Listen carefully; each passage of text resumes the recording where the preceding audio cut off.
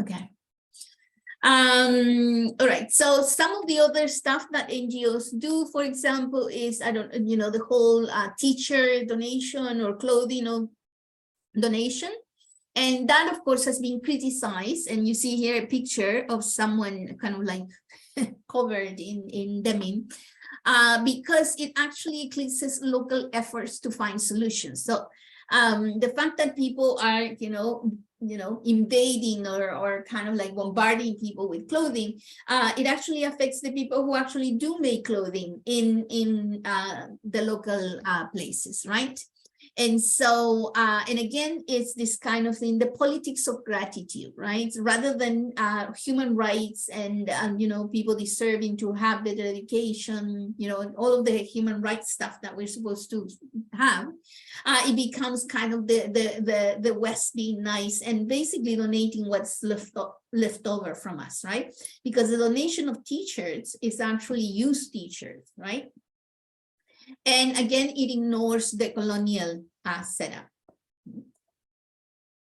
So the last, I think it's the last one, is of course the corruption. Oops. Okay. So this particular social enterprise, for goodness sakes, the Haifa International Center. The Haifa International Center has been criticized, first of all, because it has been found to lack transparency in terms of the money. These are the people, going back to the Christmas advertisement and the John Lennon song. These are the people that I actually saw them during the last Christmas, where you see a child with a little animal, right? A baby animal, and it's the donation of animals to different places in Africa. Now, I wanted to show you, this is the Haifa International Center. So look at the building, right? And the infrastructure is quite amazing, right? It's made of so much glass. Stupid computers, yes. Yes. And it looks very expensive. And this is, of course, I think it's, is it Norway or Sweden? That's where the NGO is located. They engage in the animal gifting. Now, the animal gifting has been criticized in a,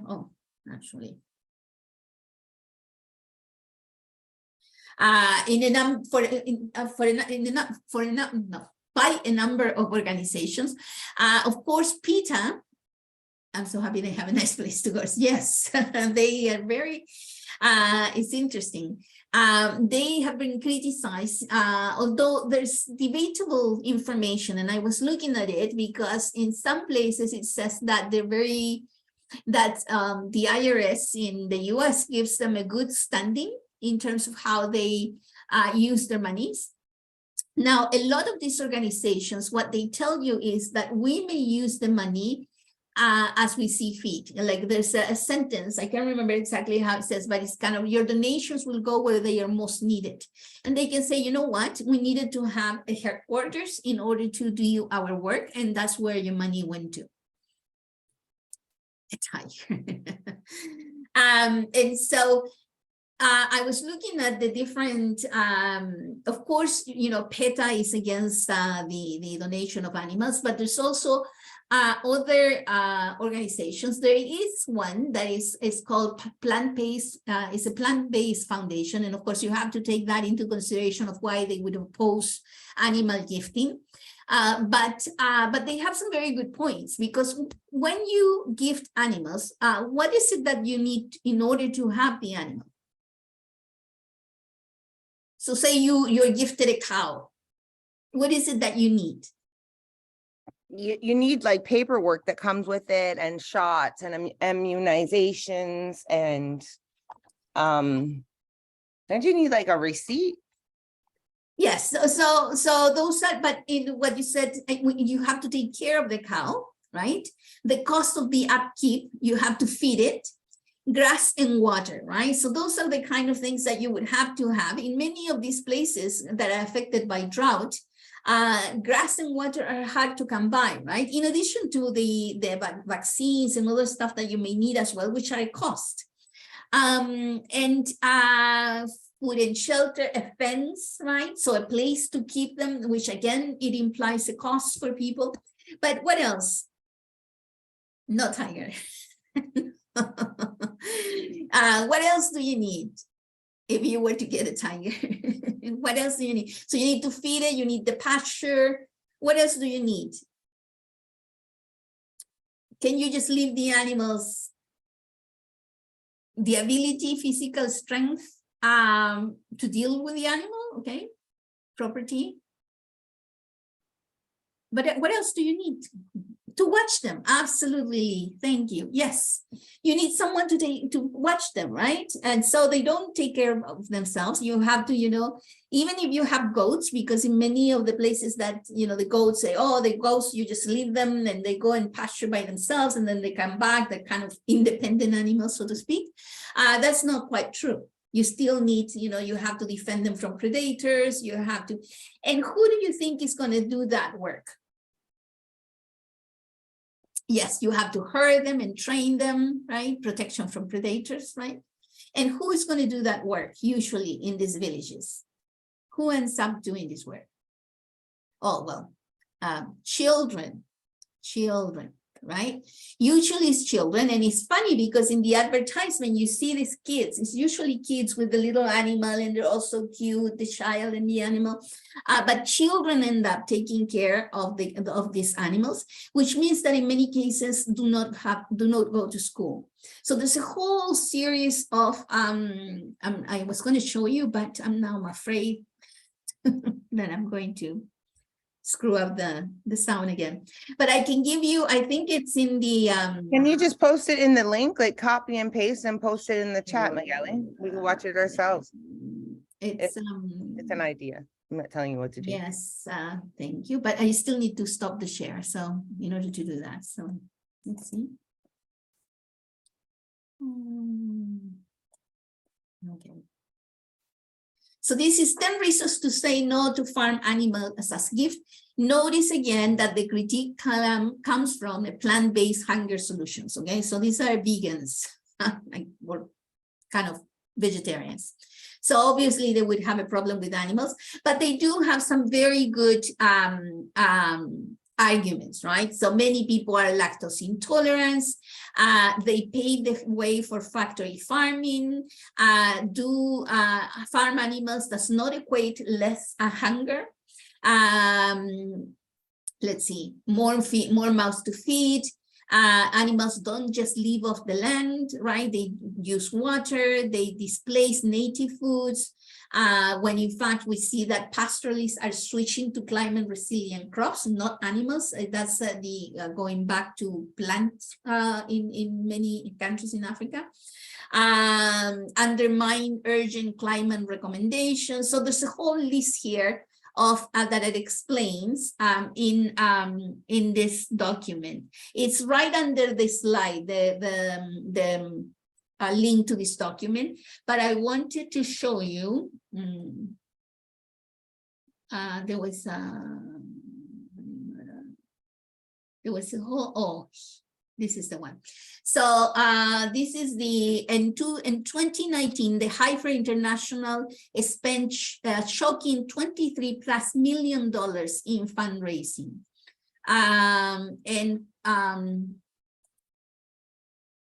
Right, it says, where needed most. That's the sentence that they use. So the donations, any donations is where needed most. And this includes, of course, the fundraising budget, and of course, the very nice structure that we saw. So it comes back to the infrastructure. So the link of this is in the PowerPoint right under the, and you can read about it. Again, we have to be conscious that this is a plant-based hunger solution. So it would be nice to hear from some of the countries that are recipients of these programs, how they feel about this, right? The salaries, and it goes to the salaries as well, absolutely, right? Now, I did find a document, a journal about a research on these programs, but it was interesting. It was very positive. It actually said very positive things. And then I realized that the Heifer Institute donates money to this Chicago department that actually does this research. And so you see here kind of the corruption kind of thing in a cycle. It's quite interesting. Yeah. All right. So let's finish this. So the last organization that we're going to be looking at is, of course, the one that you already know, which is the We organization. And this is an organization that is the model, or was the model for social enterprise, right? And it was kind of a mixture of nonprofit and business model, because this was actually a for-profit organization. And so the We charity used to be called Free the Children. It is a for-profit business, and 50%, half of their funding goes back to the organization. So in 2017, that was $47 million. Okay. Now, it's very interesting because although the whole thing is about saving the children from child labor, they are connected to companies that actually donate to them that actually use child labor. Okay. We're not going to watch the volunteerism video. It's there in a slate for you, or click here and you will see it. And it talks about this whole idea of going as a volunteer and a tourist to certain countries. But what I wanted to go back, remember when we were talking about is that a high school presentation? Like, I was watching it. It's a high school presentation, right? With that girl, the TED Talk there. Is that what you're talking about? The volunteerist thing from the documentary? No, I'm on the wrong thing. Yeah, I thought you were talking about the TED Talk with the whole volunteer. No, it's not a TikTok. It's a documentary. Okay. It's YouTube. Oh, the clip 1 and 2, maybe. Okay. Anyways. No, it was just like the video that was supposed to be watched for the class. I was just I got lost in what you were talking about. I just come back. Okay. All right. So this organization, you actually pay money. It's sometimes $4,000 to go and volunteer. And when you watch the documentary, you see it's like there's an auditorium full of young people. They were very famous at some point. And these are eager young people, like they do want to do good in the world, right? They want to do stuff. It's in essence, it's not a bad thing, except of course that, again, it kind of becomes a very naive way of looking at the world. Let's see. Yes. So going back to the government retrenchment. So the government during the COVID period, and you all know this, right? They were going to hand this organization $900 million. So they would run the student program. Okay, so this is a perfect example of the government giving money to an NGO and say, you deal with it. When these people, of course, are for profit, their businesses, right? They actually became millionaires, the two brothers. And they might actually know, how do we know that these people have the capacity to run student programs, right? Do they have the skills? And so this was going to happen, but of course the whole Trudeau scandal is a for-profit industry, absolutely, yes. And before the scandal, then it didn't happen, right? But this is one very good example of the government kind of saying, okay, we're not going to deal with that. We're going to, subcontract, so to speak, an NGO to do this. The volunteerism, please do watch the video. It's a very interesting video because it shows some of the really terrible effects and consequences of some of the volunteerism. I was reading this a testimonial of a group of people who went to build a school. They had no skills building schools, right? And so what happened was, during the night, the men in the village would come, throw everything down and build it again. So it actually put a whole pressure on the village to actually do this work again and again, because the kids didn't know how to build schools, but they were there and feeling happy that they were building schools. Yes. Yes, we can meet after class. All right. So these are the companies. I am going to leave you to read that. So the Kellogg's, of course, uses Indonesian child labor palm oil, Amnesty International, and they're partners with the We Corporation. And you can see Hershey, Dole, Unilever. Okay. So these are the same people that are actually using child labor, are the ones supporting the We NGO that it's like fighting against child labor. There's also, if you Google this, there's the Kenyan example that they said that they were going to do all these projects in Kenya and nothing happened. So there's a lot of stuff there. So to finalize, so we have all these critiques from the left, right? From people saying the NGOs are corrupt, they're not, Now, let's not generalize, okay? So let's just say certain NGOs. And then the right wing says, you know what? The NGOs are actually potentially harmful. And here it says they should say to Canada and US foreign policy or Western interests in general, because in some cases, NGOs do very good work. And I wanted you to actually add a link to the Mining Watch. So the Mining Watch is actually an NGO that oversees Canadian mining companies and the abuses that they are engaged in different parts of the world, including the murder of environmentalists. And so in this case,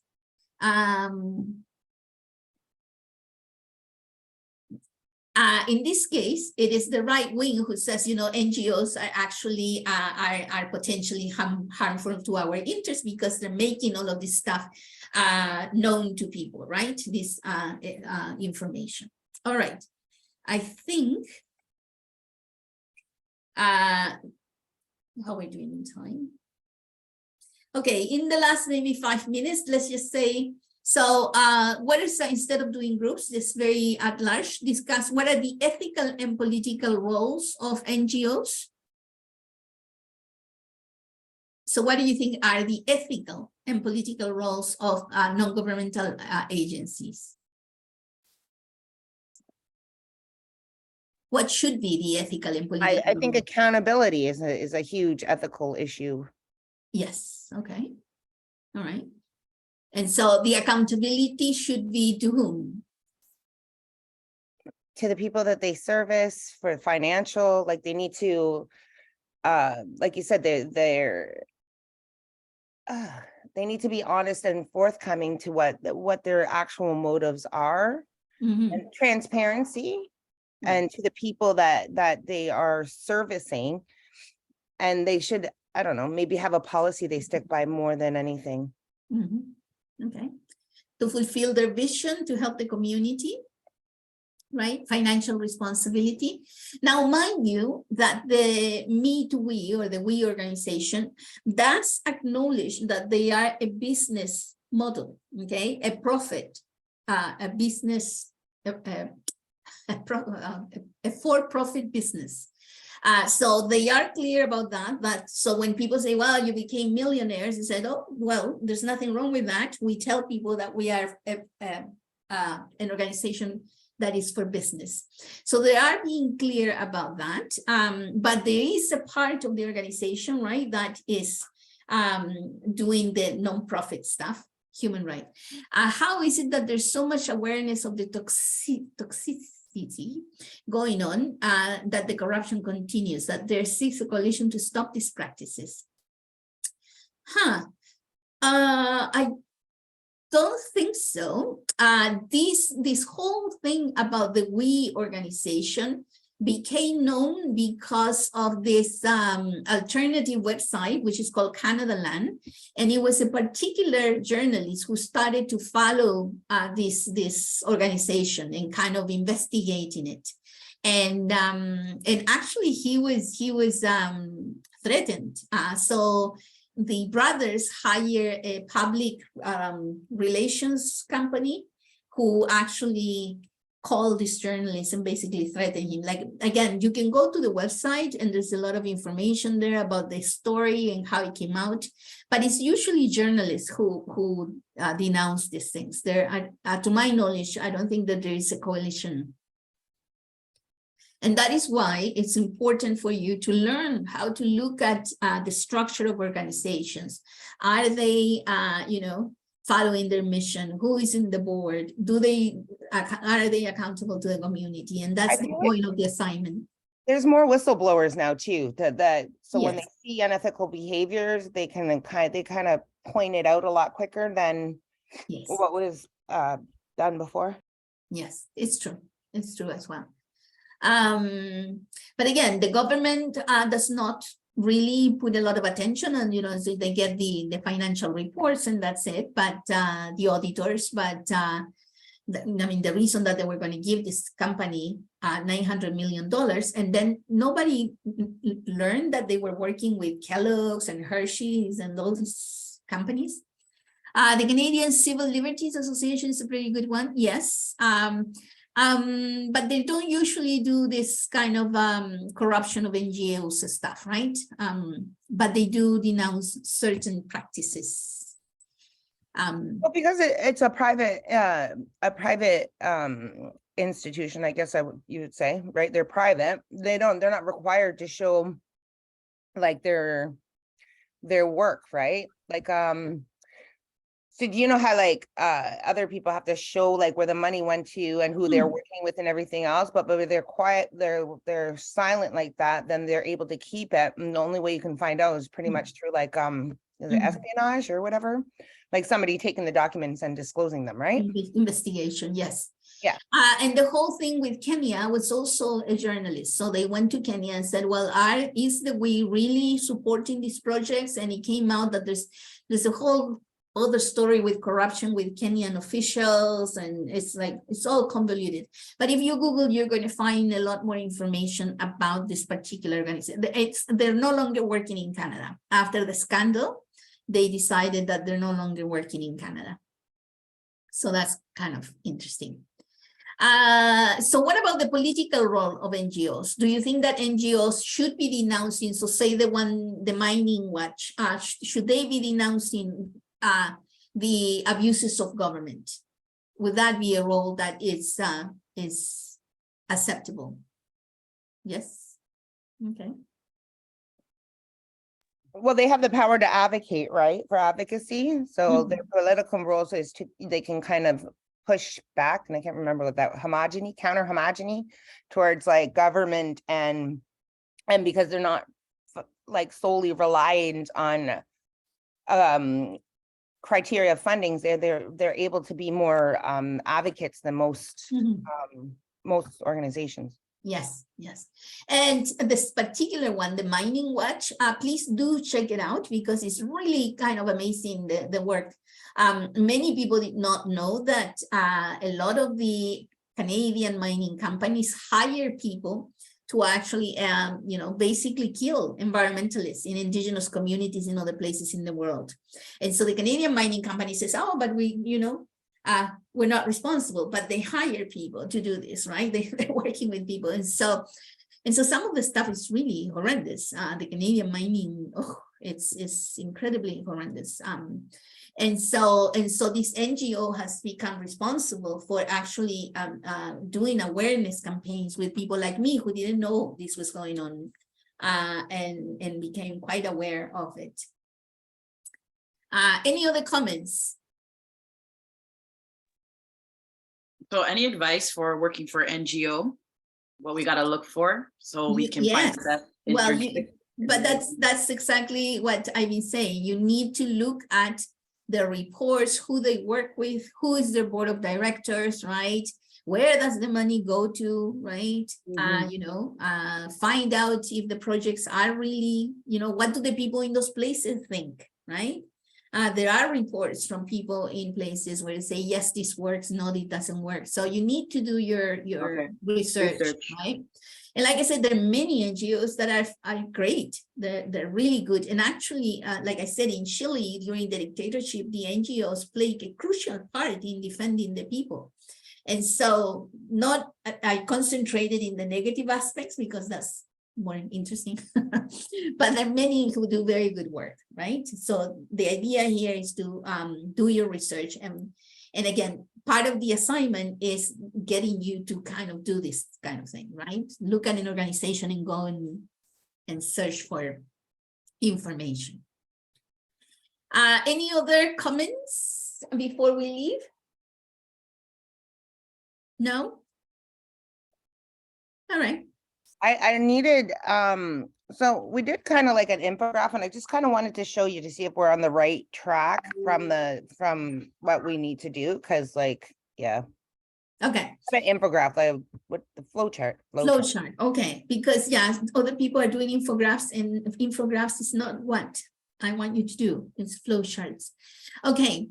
So if nobody else wants to speak to me, then have a wonderful rest of the afternoon. I see the sun has come out. It looks really nice. And I will see you next week. And next week, of course, is the day when the assignment is due. So if you have any questions, just contact me. Okay. All right. Have a wonderful rest of the day. Stop the share. All right.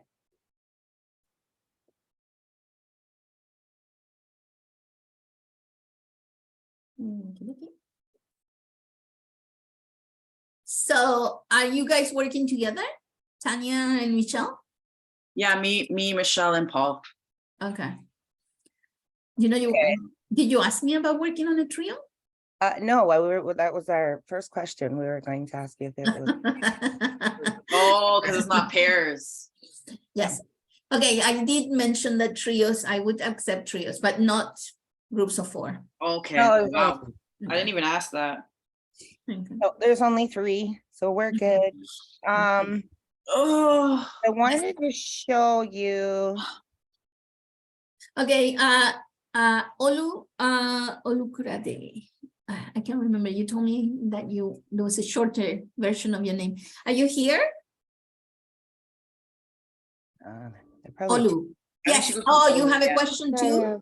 Okay, do you guys mind? Juliet and I.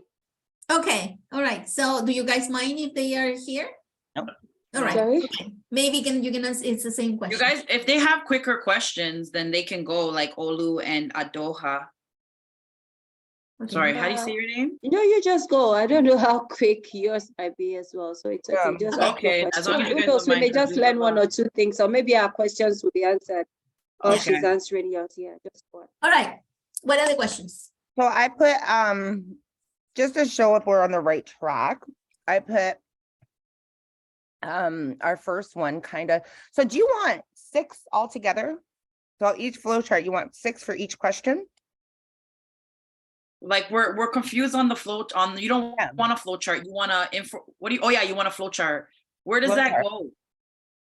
For which question, Magali? Because are we going to do a flow chart for every question?